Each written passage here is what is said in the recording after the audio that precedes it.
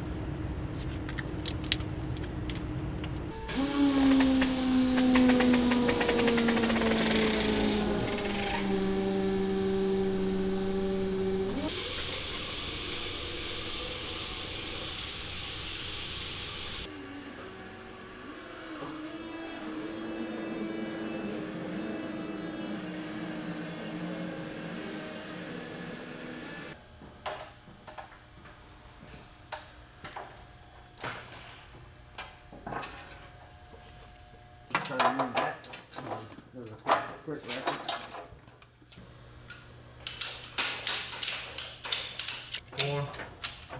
One or two more.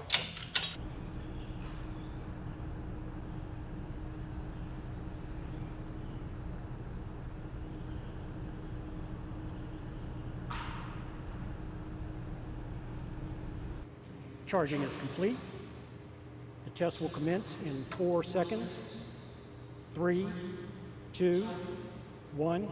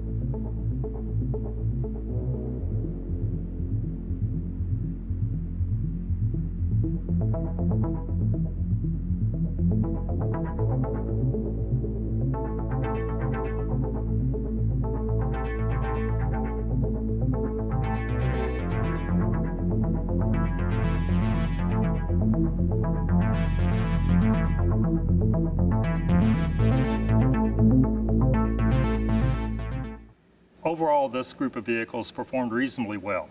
10 of the 18 vehicles received a good rating, 2 more of the vehicles received an acceptable rating, and we had no vehicles that received an overall poor rating.